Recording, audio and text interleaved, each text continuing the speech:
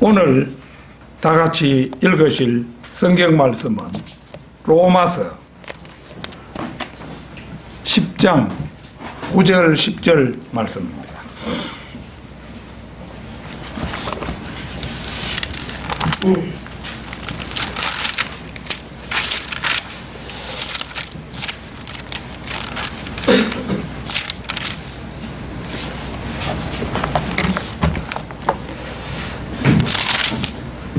로마서 10장 9절 10절 말씀 다 찾으신 줄 알고 제가 받들어 읽겠습니다. 네가 네 입으로 주 예수를 시인하고 또 하나님께서 그를, 그는 예수님이죠. 하나님께서 그를 죽은 자들로부터 살리신 것을 네 마음에 믿으면 구원을 받으리라. 이는 사람이 마음으로 믿어 의에 이르고 입으로 고백하여 구원에 이르기 때문이라. 구원의 가장 위대한 말씀이죠. 네가 네 입으로 주 예수를 시인하고 또 하나님께서 그를 죽은 자들로부터 살리신 것을 네 마음에 믿으면 구원을 받으리라. 이는 사람이 마음으로 믿어 의에 이르고, 의, 옳다함이죠. 옳을 의자, 의에 이르고 입으로 고백하여 구원에 이르기 때문이라. 자, 오늘 드릴 말씀의 제목은 구원은 누구나 쉽게 받을 수 있다. 구원은 누구나 쉽게 받을 수 있다. 이런 제목으로 말씀을 드리겠습니다. 구원이란 말은 성경 전체에서 415번에 걸쳐 쓰인 말입니다. 이를 다시 구약과 신약으로 구분해 보면 구약에 277번, 신약에 138번에 걸쳐 쓰이고 있습니다. 물론 구원이란 말도 구약적 구원을 의미하는 구원이 있고 신약적 구원을 의미하는 구원도 있으며 단순히 어떤 전쟁에서 살아남는 것이나 위험에서 살아남는 것을 의미하는 구원도 있습니다. 오늘 저는 본문 말씀에 잘 나타나 있듯이 신약적 구원, 곧 예수 그리스도를 구주로 영접함으로써 아담 때 죽었던 영이 다시 살아나고 혼이 구원을 받는 일에 대하여 살펴보고자 합니다. 베드로전서 1장 9절을 찾겠습니다. 베드로전서 1장 9절입니다.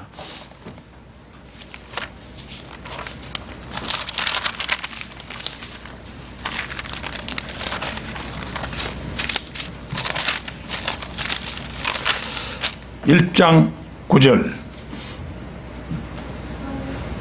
이는 너희 믿음의 결과 곧 너희 혼들이 구원을 받음이니라. 믿음의 결과로 혼이 구원을 받고 부수적으로 지옥의 형벌을 면제받습니다. 그러나 혼이 구원받은 결과는 당장 가시적으로 나타나지는 않습니다. 그뿐 아니라 그 뒤에 19절을 보면요,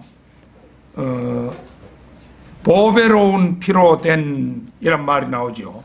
보배로운 피로 된 이러한 구속 역시도 가시화되지 않았으며, 또 22절을 보면은 혼들을 정결케 하여라는 말이 나오는데 혼들을 정결케 하신 것도 가시화되지 않았습니다. 그러나 장차 그것은 실제로 구원으로 나타나게 될 것이고 그것을 물리적이고도 가시적으로 우리 눈으로 보게 될 것입니다.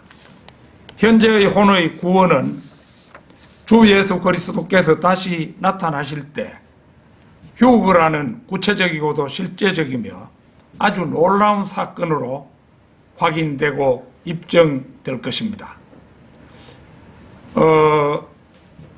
이 휴거가 이제 그 휴거는 교회 시대가 열리면서 이미 성경 말씀에 기록이 되었습니다만은 모든 신약 성도들도 옛날부터 휴거를 고대해 왔지만은 이제 교회 시대가 이제 천년 단위로 이렇게 볼 때 교회 시대가 이제 4천년이 구약, 1000년, 2000년, 3000년, 4000년 이게 이제 구약 시대고, 그 다음에 거기서부터 6000년까지가 교회 시대지요. 2000년간이 이제 교회 시대이기 때문에 그렇게 되는데, 지금 이제 연대상으로 볼 때는 2000년이, 교회 시대 2000년이 다 지나서 이제 올해가 2020년이잖아요. 그러니까 20년이 지나가 버렸어요. 그러니까 이 구원의 날이, 구원이 그 가시화될 날이 임박했어요. 그러니까 휴거가 아주 임박했다는 거지요. 그렇기 때문에 뭐 이런 세상이 어제도 해가 뜨고 오늘도 이렇게 해가 떠서 이런 날이 오는데 어떻게 휴거가 일어날 것인가? 그 거짓말이지. 이렇게 생각이 들 분이 있을지 모르지만은 여러 가지 조짐으로 볼 때 이 마지막 때가 임박했다는 것을 우선 여러분들이 알아주시기 바랍니다. 그러고 보면 이 세상에서 살 동안 우리 개개인에게 구원보다 더 귀하고 소중한 과정은 없습니다. 성경 전체의 주제는 왕국이지만은 우리 개인적으로 볼 때 가장 중요한 것은 구원입니다. 마태복음 16장 26절을 찾겠습니다. 마태복음 16장 26절.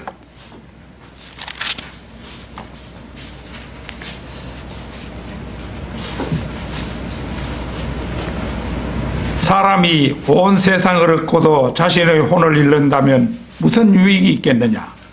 또 사람이 자기 혼을 무엇과 바꾸겠느냐? 참으로 옳은 말씀이 아닐 수 없습니다. 세상에 살면서 억만금을 모으고 자식들을 낳고 다복하게 산다 하더라도 죽어서 자신의 혼이 영원히 지옥에 떨어진다면 그보다 허망한 일이 어디 있겠습니까? 또 사람은 그 누구도 자신이 언제 죽을는지 알지 못합니다. 가령 60살까지 세상을 마음껏 즐긴 다음에 61살이 되는 해부터 구원을 받는 방법을 알아서 구원받고 하늘나라 가면 될 것 아니냐고 생각할 사람이 있을지 모르겠습니다.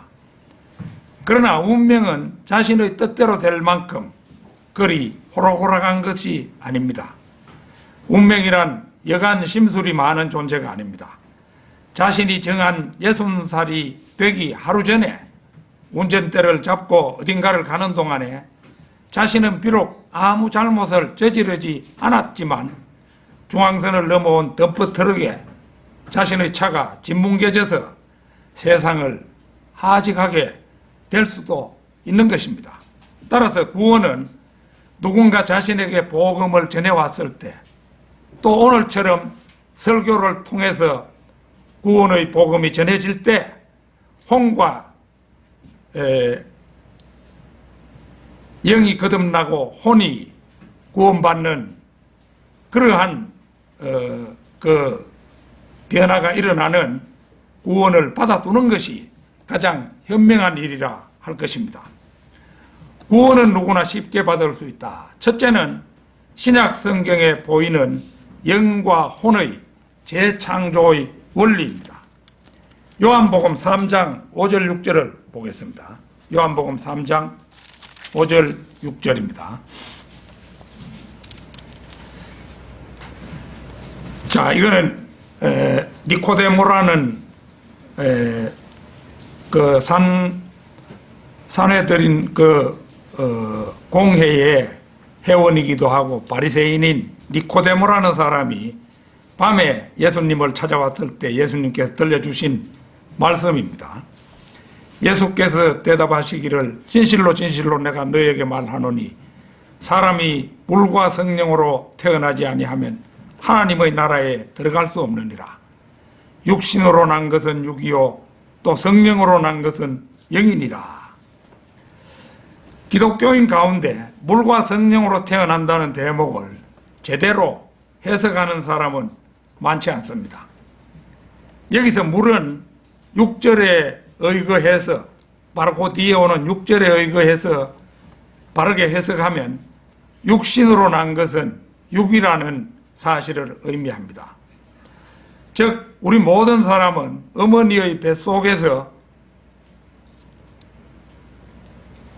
10달간 양수 속에서 자라나서 마침내 세상에 출생하지요. 이것이 1차적 출생입니다. 그런데 이 말씀은 이 1차적 출생만 가지고는 완전한 한 사람의 인간이 아니라는 사실을 암시합니다. 즉 물과 성령이라는 두 가지 과정 가운데 성령으로 태어나는 과정을 한 번 더 거쳐야만 완전한 인간이 된다는 것입니다. 바른 성경 킹 제임스 성경은 현재의 우주가 재창조에 의해서 생겨났음을 알려줍니다. 창세기 1장 1절을 찾겠습니다. 성경 말씀 찾기에 제일 편한 말씀이 창세기 1장 1절이죠. 태초에 하나님께서 하늘과 땅을 창조하셨느니라. 이것이 이제 1차적 창조지요. 태초라는 시간에 에너지이신 하나님께서 공간인 하늘과 그 가운데 물질로 된 땅을 활동을 통해서 창조하셨다는 기록입니다. 그 뒤에 2절을 보겠습니다.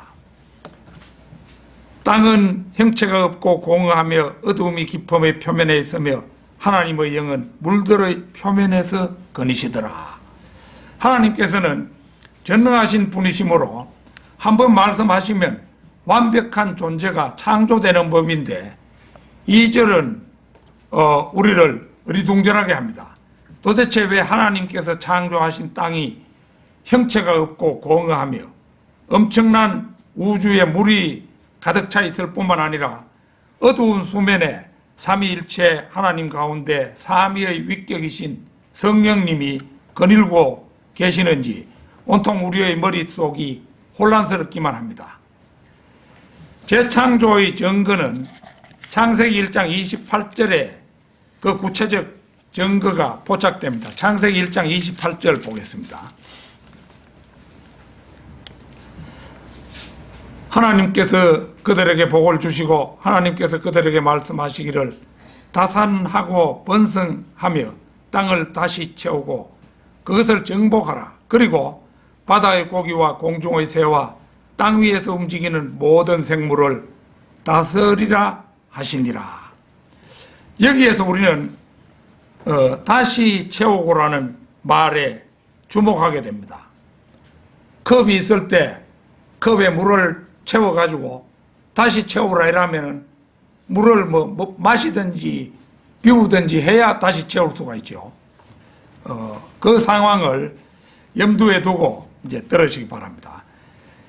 이 다시 채우고라는 단어는 우리말로는 다시라는 부사와 채우다라는 동사가 합쳐서 엄연히 두 단어로 표기되어 있는데 바른 성경인 영어 킹 제임스 성경에서는 리프렌시라는 REPLENISH 리프렌시라는 한 단어로 표기가 되어 있습니다. 물론 이 말의 의미는 우리말로 다시 채우다입니다. 그래서 킹 제임스 성경을 보면 다산하고 번성하며 땅을 다시 채우고 그것을 정복하라고 되어 있는데 이제 일반 교회에서 사용하는 개역 성경을 보면은 생육하고 번성하여 땅에 충만하라, 땅을 정복하라고 번역해 놓았습니다. 즉 킹 제임스 성경이 히브리어 원문의 말레라는 낱말의 뜻을 충실히 반영하여 다시 채우다라는 단어 리프렌시로 정확하게 번역해 놓았는데 개역성경은 단순히 채우다라는 의미의 충만하라로 번역하여 재창조의 의미를 없애버렸습니다. 그러나 영어 원문을 보면 창세기 1장은 1절을 제외한 각 절의 시작이 end로 되어 있어서 시간 순으로 서술했음을 보여줍니다.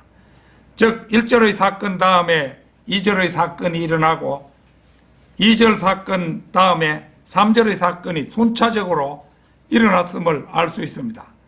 그런데 한글 번역은 창세기 1장 2절을 해석할 때 자칫하면 2절을 창조의 개괄적 의미로 이해하게 될 위험이 존재합니다. 그러나 엔드를 보면은 개괄적 의미가 아닌 거죠. 창세기 1장의 서술이 일어난 사건을 시간순으로 기록한 것으로 본다면 세상이 재창조되었다는 말은 이해하기에 그리 어려운 상황이 아닙니다. 즉 1절에서 최초의 창조가 이루어졌고 2절에서 최초의 세상이 심판받았으며, 그러니까 태초의 창조가 이루어지고 그 어떤 영적 존재가 그 세상의 주인공이 되어 있었는데 반역 사건이 일어나서 이 반역 사건은 성경 전혀 다른 곳에서 기록이 되어 있습니다. 그것까지 다 이야기할 수는 없기 때문에 그냥 넘어갑니다.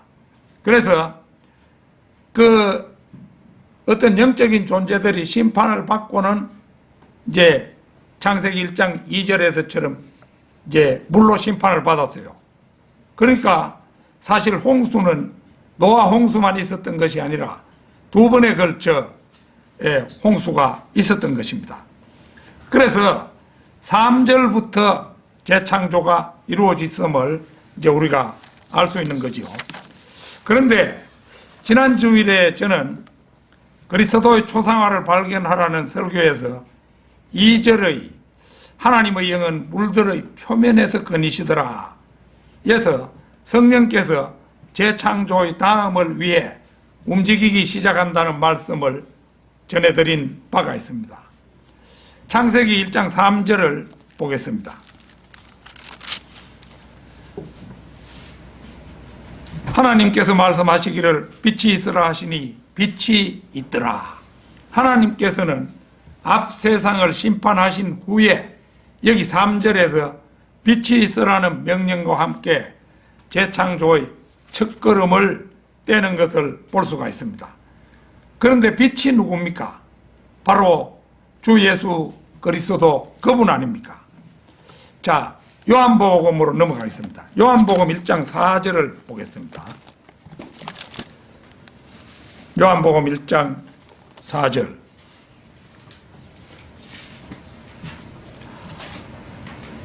그분 안에 생명이 있었으니 그 생명은 사람들의 빛이라. 참 생명은 예수 그리스도께로부터 나옵니다. 인간이 가지고 있는 생명은 영적인 생명이건 생물학적인 생명이건 그 모두가 그리스도께로부터 나옵니다. 영적인 생명은 물론 육체적인 생명까지도 그 원천은 예수 그리스도시라는 말씀입니다. 그런데 그 생명은 사람들의 빛이라는 말씀은 영적인 생명과 함께 영적인 빛에 대해 언급한 구절입니다. 일찍이 밥 존스 시니어는 말했습니다. 주 예수 그리스도께서는 세상의 빛이시다. 그분께서는 지적 세계의 빛이시고 예술 세계의 빛이시며 또한 신앙 세계의 빛이시다. 이렇게 말하여 빛 또한 예수 그리스도이신 것을 통찰했던 것입니다. 이제 이점에서 요한복음 3장 5절의 물과 성령으로 되돌아가 보십시다. 요한복음 3장 5절의 물과 성령. 자, 물은 어머니 뱃속 양수 속에서 10달간 있다가 태어나는 1차적 출생을 의미한다고 우리는 앞서 정의한 바 있습니다. 여기 계시는 모든 분들, 바깥에 있는 세상의 모든 사람들 다 어머니의 양수 속에서 10달간 있다가 태어난 존재들이죠. 그러면 성령은 또 무엇이겠습니까? 그분은 그리스도의 영, 삼위일체에서는 한 분만 등장해도 세 분이 함께 계시는 것과 마찬가지입니다. 그분은 그리스도의 영, 곧 예수 그리스도 그분임을 알 수가 있습니다. 육신으로 난 것은 육이요 또 성령으로 난 것은 영이니라. 그 6절 말씀에 그렇게 되어 있죠. 이 말씀의 의미는 어미의 태에서 태어난 것은 영이 아니라 이제 육신이고, 또 성령으로 난 것은 육이 아니라 영이라는 의미입니다. 그런데 이것이 이제 곧 거듭남이라는 것입니다. 사람이 이제 1차적 출생으로 어머니 뱃속에서 양수 속에 있다가 10달 만에 태어나면은 그게 1차적 출생이고, 그 다음에 이제 예수님을 영접함으로써 다시 한번 태어나는 것이 다시 태어난다, 거듭난다, 두 번째로 태어난다, 이 말이잖아요. 그리고 예수님께서는 내가 너희는 거듭나야만 한다고 말한 것을 이상히 여기지 말라. 사람은 누구나 일단 어미의 태 속에 잉태되어 그 태로부터 10달 만에 태어납니다. 이것은 육신의 출생입니다. 그런데 이렇게 1차적 출생만으로는 하나님의 나라에 들어가지 못합니다. 육신으로 태어난 사람은 성령, 곧 빛이신 예수 그리스도를 만나 2차적으로 한 번 더 태어나야만 합니다. 바로 그래야만 하나님의 나라에 들어갈 수 있습니다. 이 세상을 재창조에 의해서 다시 창조했듯이 사람도 1차적 창조 다음에 2차적 창조에 참여함으로써 올바른 인간이 될 수 있다는 겁니다. 이것은 마치 태초의 세상이 창조된 후 그 세상의 영적 주인공들이 하나님께 반역하여 2절에서 심판을 받았고 3절에서 창조주이신 예수 그리스도의 빛이 비침으로 말미암아 재창조가 이루어졌으며 인간이 재창조된 세상의 주인공으로 등장했습니다. 그런데 요한복음에서 보니 인간은 어머니의 양수 속에서 1차적 출생을 한 후 영의 거듭남이라는 재창조, 이 재창조가 보면은 이 세상의 창조도 온 우주에 물이 가득 찼다가 지구가 그 물 속에서 나왔잖아요. 그런 것처럼 우리 인간도 양수 속에 있다가 그 양수를 벗어나서 바깥으로 나왔잖아요. 그래서 1차적 출생을 한 후에 한 번 영의 거듭남이라는 재창조, 곧 2차적 출생에 의해 하나님과 영원을 함께하는 사랑의 짝이 된다는 것은 생각해 볼수록 의미심장하고 오묘하다는 생각을 금할 수가 없는 것입니다. 구원은 누구나 쉽게 받을 수 있다. 둘째는 구약 성경 속에 나오는 2차적 출생, 곧 거듭남의 완벽한 모형입니다. 민수기 21장 4절에서 9절을 보겠습니다. 민수기 21장 4절에서 9절입니다.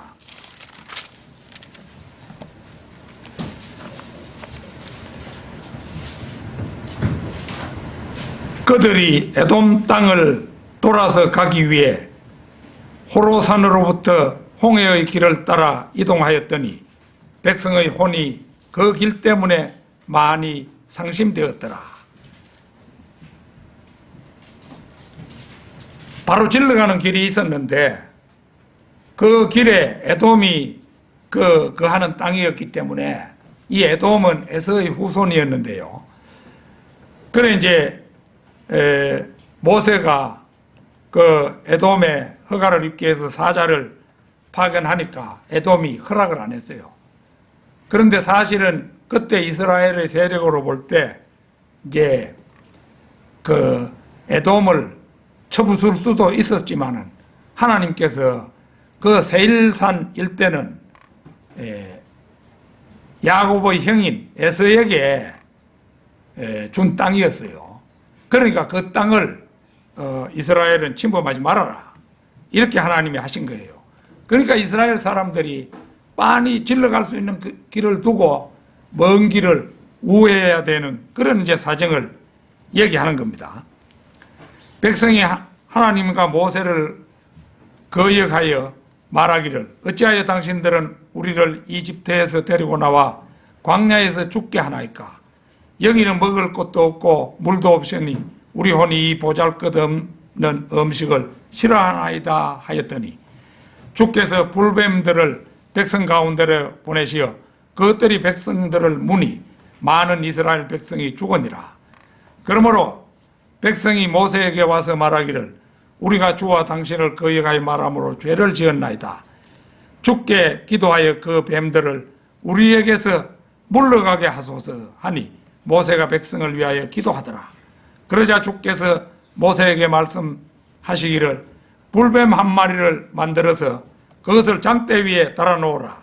물린 자마다 그것을 쳐다보면 살리라 하시니 모세가 놋새로 뱀을 만들어 장대 위에 메어다니 뱀이 사람을 물어도 그가 그 놋뱀을 보면 살더라. 신기하고도 놀라운 이야기죠.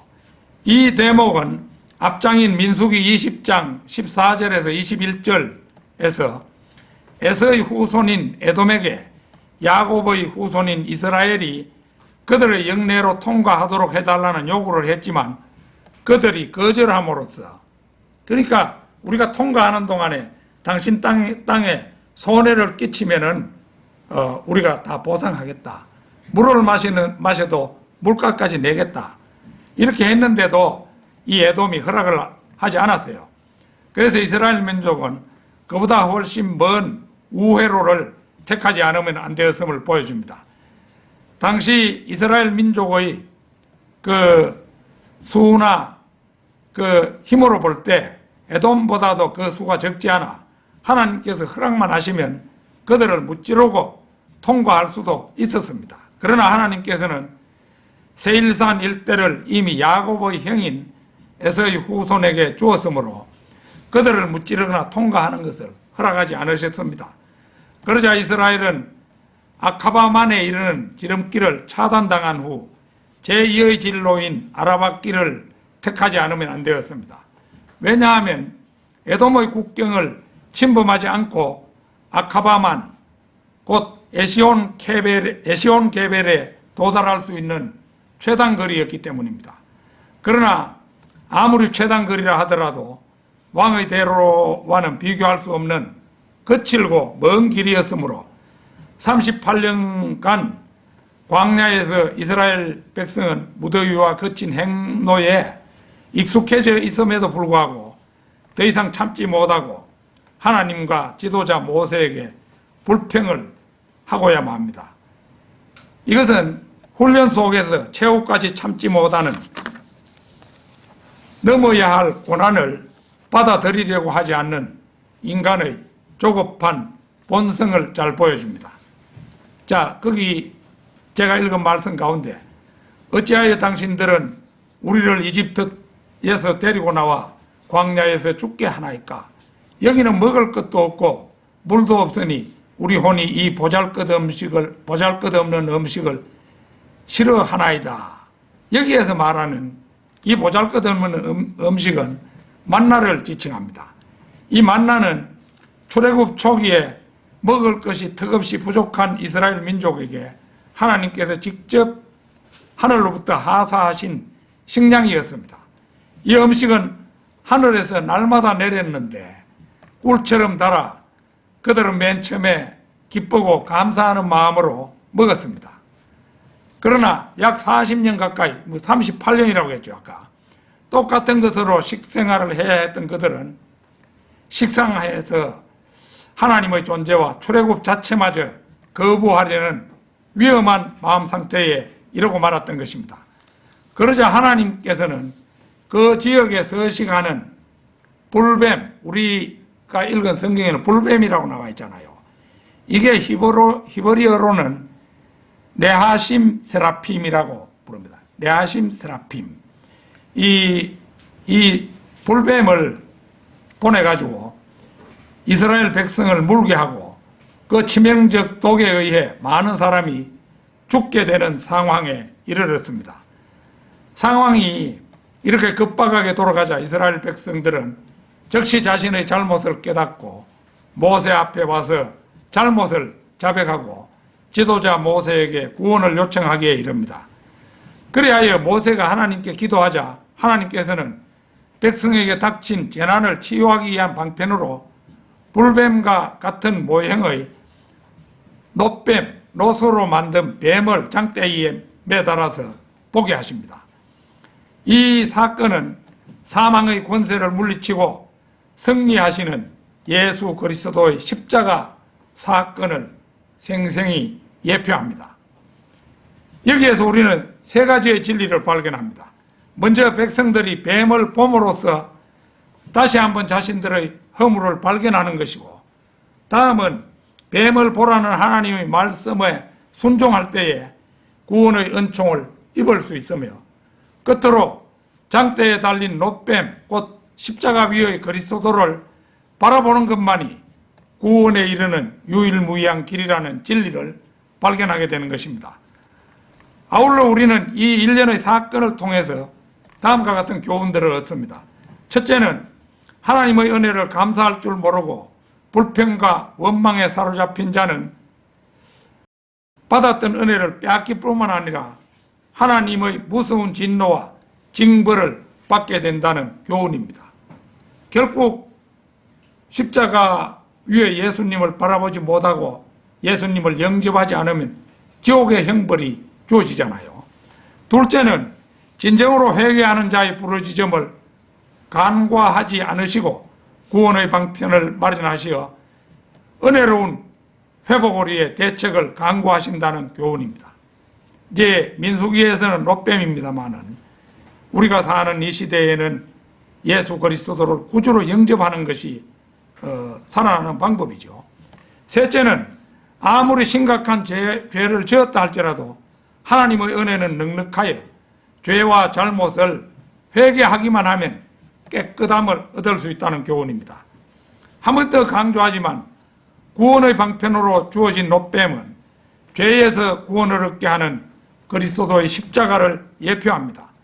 즉 이스라엘 백성들이 불뱀의 도구로부터 회복되기 위해서는 반드시 놋뱀을 바라보아야 했듯이 죄인이 죄의 쏘는 것으로부터 구원을 얻기 위해서는 반드시 그리스도의 십자가를 바라보아야 한다는 것입니다. 그러나 그럼에도 불구하고 절대다수의 사람들이 이 진리에 귀를 기울이는 대신 우상 숭배의 길에 머물거나 자기 교만에 빠진 나머지 10중 8구는 진리 중의 진리인 십자가를 외면하고 만다는 것입니다. 고린도전서 1장 18절 찾겠습니다. 고린도전서 1장 18절입니다.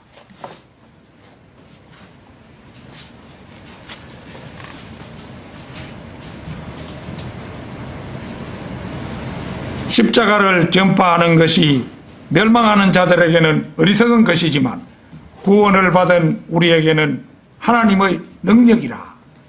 참으로 위대한 말씀이지요. 하나님의 능력이 반드시 성령님에게만 있는 것이 아닙니다. 하나님의 능력을 십자가를 전파하는 데도 있습니다. 우리가 십자가에 처형되신 그리스도를 전파하는 자리에 서 있고 우리 자신을 십자가에 못 박아버린 삶을 살고 있다면 그것은 곧 하나님의 능력입니다. 그 옛날 모세가 장대 끝에 매단 놋뱀을 쳐다보기만 하면 살게 되는데 기어이 쳐다보지 않고 죽음의 길을 간 무수한 사람들이 있었지요. 자, 모세 우리 지도자가 장대 위에 놋뱀을 매달아 놨다. 저것만 보면 살아난다. 자기 남편이 뱀에게 물려 있으면 저것만 빨리 봐라 이러는데도 그거 본다고 살기는 뭐가 살아. 헛소리 하지 말아라. 하고는 막 죽어버린 사람들이 많았습니다. 그런데 놀랍게도 눈을 좀 위로 치떠가지고 장대 위에 놋뱀을 바라만 봐도 전부 살아난 거예요. 그게 놀라운 은혜지요. 그 예수님의 구원과 똑같잖아요. 지금도 완악한 사람들은 지옥을 심상하게 생각하고 예수 그리스도를 끝끝내 외면한 채 용암이 들끓는 그 뜨거운 형벌의 장소로 들어가기를 주저하지 않는 것이 절대 다수의 사람들입니다. 지금부터 3,500년 전에 기록된 구약 성경에 1,500년 후에 실현될 십자가를 통한 구원의 완벽한 교리가 예표되어 있다는 사실은 놀랍습니다. 쳐다보는 것은 행위가 아닙니다. 그냥 장대 끝에 매달려 있는 롯뱀을 자신의 눈으로 바라보는 순간 죽음으로 속절없이 떨어져 가던 생명이 구원을 얻습니다. 더러운 걸레 같은 행위가 아닌 오직 믿음으로 예수 그리스도를 바라보고 그분을 구주로 영접하는 순간 영이 다시 살아나고 혼이 구원을 받으며 영원한 형벌의 장소인 지옥을 면제받게 되는 일은 참으로 행운이요 축복이 아닐 수 없는 것입니다. 구원은 누구나 쉽게 받을 수 있다. 셋째는 이방인의 사도인 바울이 제시한 복되고 복된 구원의 최단 코스입니다.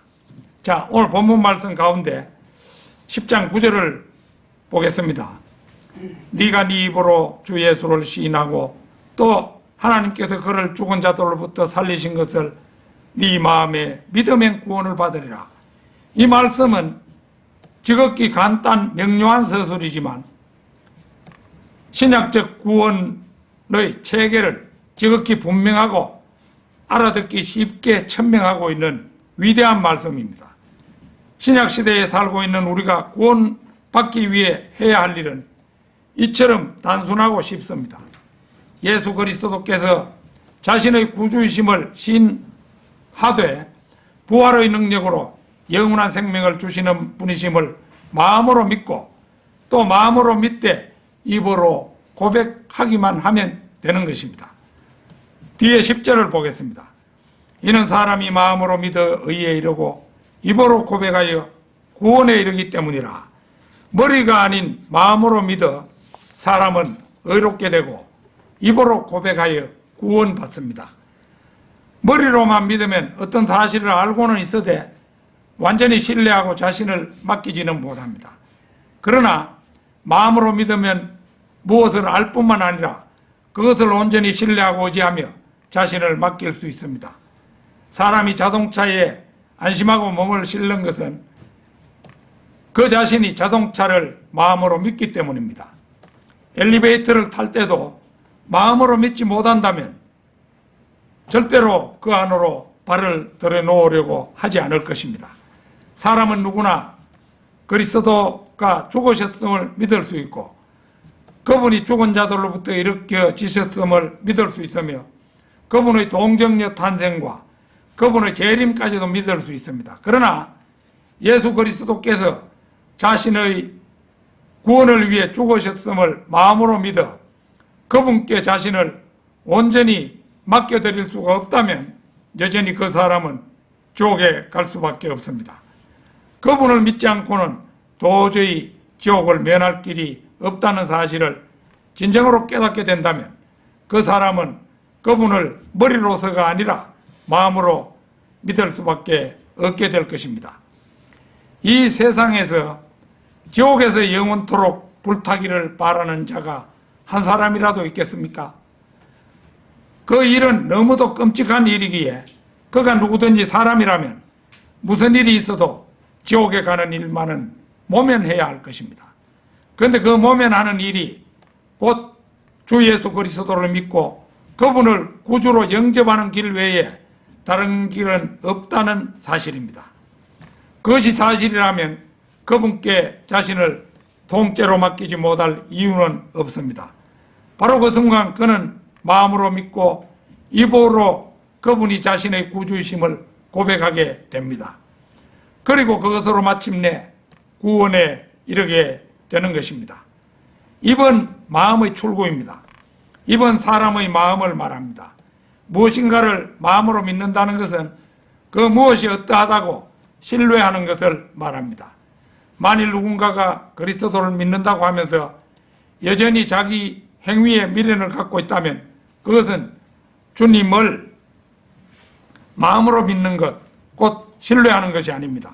그 경우 그의 믿음은 거짓 믿음일 뿐입니다. 세상의 모든 종교는 바로 이 거짓 믿음에서 나옵니다. 이브의 고백은 마음으로 믿을 때 나타나는 일반적인 현상일 뿐 반드시 이브의 고백이 믿음의 증거 요소가 되는 것은 아닙니다.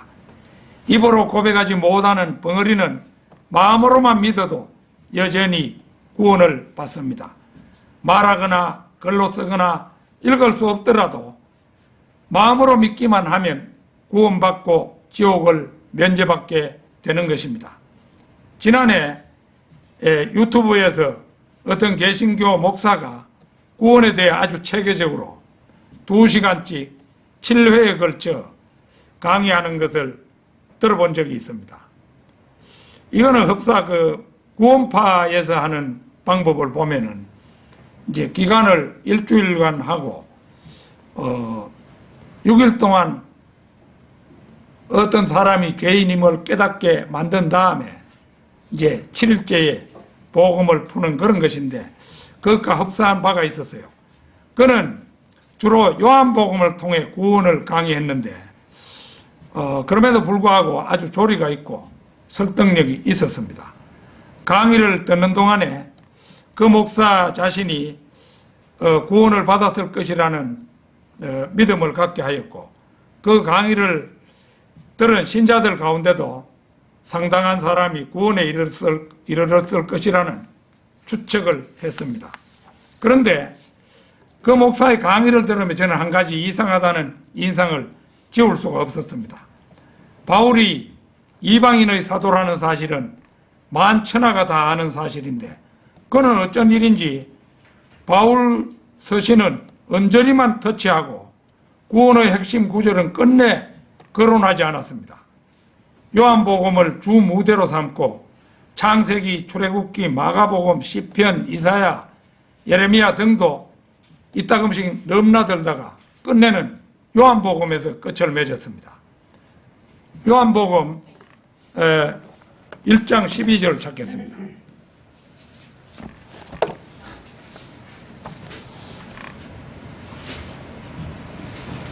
그러나 누구든지 그를 영접한 사람들에게는 하나님의 아들들이 되는 권세를 주셨으니 즉 그의 이름을 믿는 사람들에게니라. 자, 그 3장 16절 17절도 한번 보겠습니다. 3장 16절 17절 하나님께서 세상을 이처럼 사랑하셔서 그의 독생자를 주셨으니 이는 그를 믿는 사람은 누구든지 멸망하지 않고 영생을 얻게 하려 하심이니라. 하나님께서 자기 아들을 세상에 보내신 것은 세상을 정죄하려 하심이 아니요 그를 통하여 세상이 구원받게 하려 하심이라. 자, 지금 읽은 부분은 모두 황금으로 새긴다고 해도 부족함이 없는 말씀들이죠. 따라서 요한복음만으로 구원을 얻지 못한다고는 생각지 않습니다. 그러나 이방인의 사도인 바울을 통해서 주신 신약적 구원의 가장 핵심적인 말씀, 곧 로마서 10장 9절 10절을 강연의 마무리 지점에서 읽어주고 참석한 사람들로 하여금 영접 기도를 하게 했더라면 금상첨화였을 것이다 라는 그런 생각을 하고 아쉬움을 금치 못했습니다. 네가 네 입으로 주 예수를 시인하고 또 하나님께서 그를 죽은 자들로부터 살리신 것을 네 마음에 믿으면 구원을 받으리라. 이는 사람이 마음으로 믿어 의에 이르고 입으로 고백하여 구원에 이르기 때문이라. 이 말씀은 구령 활동의 마지막 매듭입니다. 아무리 마지막 끝맺음의 매듭을 짓지 않고 구원 강의를 마친다면 그것은 가장 중요한 마무리 과정을 빠뜨린 것과 진배 없다고 할 것입니다.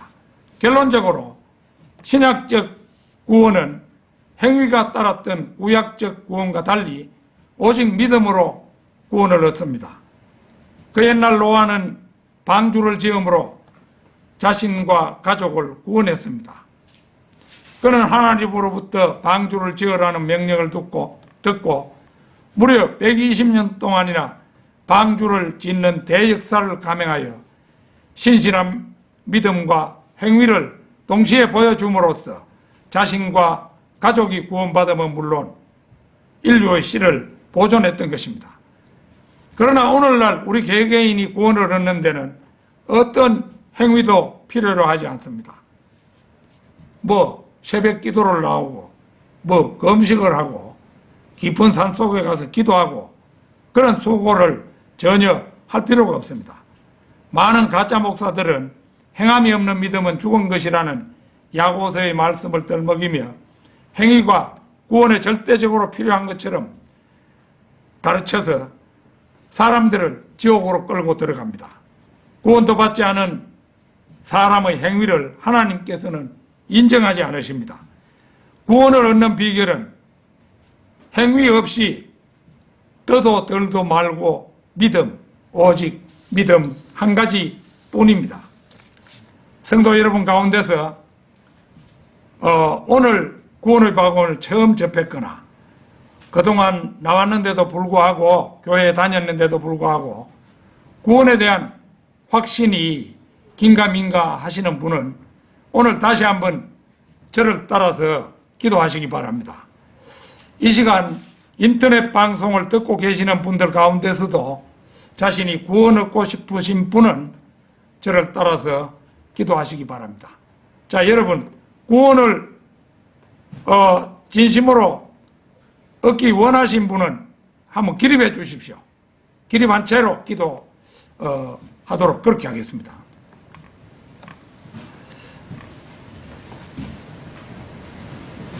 자, 믿음으로 얻는 구원. 이제 제가 저를 따라할 때에 큰 소리로 따라해 주시기 바랍니다. 자, 기도합니다. 위대하신 하나님, 따라하세요. 한 구절 한 구절씩 할 테니까. 위대하신 하나님, 저는 죄인입니다. 오늘 저는 예수님께서 십자가에 못 박혀 저희 죄를 위해서 피 흘려 죽으시고 다시 부활하신 사실을 알았습니다. 이제 예수님을 저희 구주로 영접하오니 제 안에 들어오셔서 제 혼을 구원해 주십시오. 저를 구원해 주셔서 감사합니다. 이후로는 하나님의 말씀에 따라 살기 원합니다. 예수님의 이름으로 기도드렸습니다. 아멘. 자, 이제 방금 여러분께서 앉으십시오. 여러분께서 진심으로 기도하셨다면 제 안에 들어오셔서 저를 구원해 주십시오 하는 그 순간에 성령님이 여러분의 마음속으로 들어가셨습니다. 여러분의 안으로, 몸 안으로 들어가셨어요. 이 한 번 들어간 성령님은 다시 우리 몸을 떠나지 않습니다.